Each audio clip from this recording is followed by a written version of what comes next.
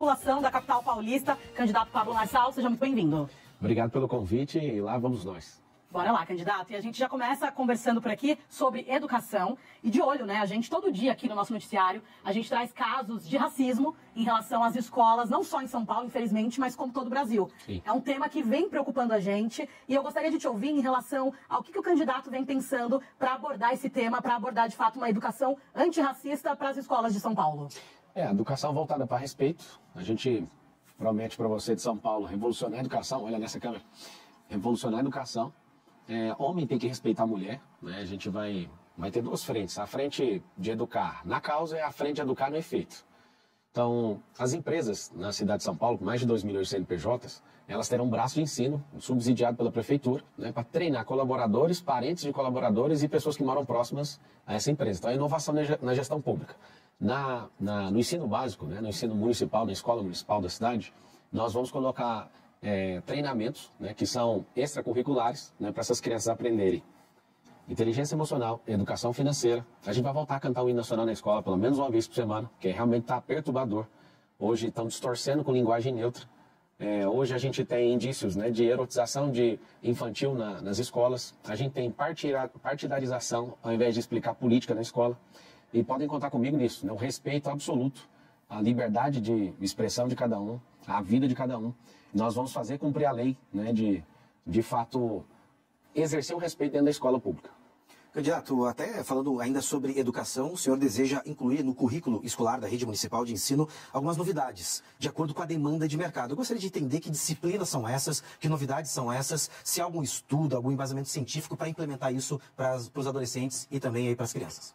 A gente vai transformar a escola de São Paulo numa escola olímpica. O que significa isso? Estuda num período, treina no outro.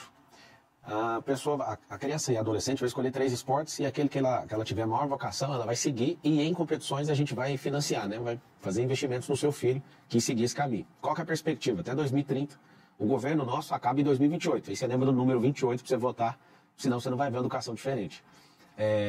A perspectiva é que 50% dos alunos tenham adesão a programas esportivos, porque o esporte molda caráter. Hoje tem 80 mil pessoas em situação de rua e você não acha esportista na situação de rua. Não tem. É raríssimo um caso desse. O que a gente precisa é porque a pessoa com o esporte ela fica em alto rendimento, ela se alimenta melhor, ela não entra em briga, ela aprende a lutar, que é diferente de brigar, né? Muda completamente o comportamento. O que vai mudar também são as tecnologias, ensinar tecnologia, porque tem uma previsão de nos próximos 15, 20 anos, 300 profissões tradicionais deixarem de existir e a gente tem que treinar as pessoas na nossa cidade para que elas não fiquem sem emprego no futuro. Sobre educação financeira, na Europa, mais de 70% dos europeus investem. Nos Estados Unidos, mais de 50%. No Brasil, vergonhosamente, 2,8%. Ou seja, não temos 3% da população investindo. Aí você fala, mas o que é isso? De fato, a maior proposta do nosso governo é mudança de mentalidade. E você imagina, ensinando o seu filho a ter o próprio negócio. Mas ele não quer, não tem problema, mas ele pelo menos sabe. Ensinando o seu filho a investir. Não, ele não quer, mas pelo menos ele sabe. Hoje, o ensino público, a gente gasta 25 bilhões de reais na cidade. E a maioria das crianças chegam no final ali, já não são mais crianças, mas no final da adolescência, quando terminam a carreira escolar, eles não sabem, 90%, não sabem fazer matemática básica. Então a gente tem um problema muito grave. Aqui no meu gesso, que eu estou recuperando o dedo aqui pela cadeirada que o Datena deu, tem um garoto lá do Morro Doce, ele foi escrever Morro Doce, ele tem 11 anos, e ele não soube escrever Morro Doce. Isso partiu meu coração. Eu estava ontem em Perus, aí o Isaac escreveu aqui, aí o Rian, eu falei para ele, escreve aqui Morro Doce. Ele escreveu M-O-U-R-R-O. Isso porque eu ditei depois do U.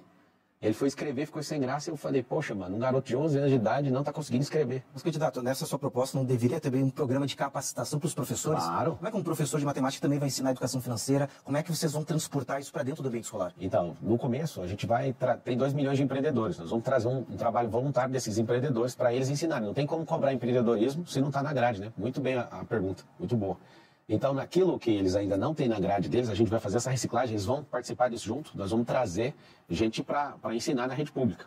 Eu tenho rede de escola privada, eu tenho uma vontade de fazer, eu faço isso nas escolas, né, de mandar executivos, de ir lá explicar sobre esses assuntos que são esses.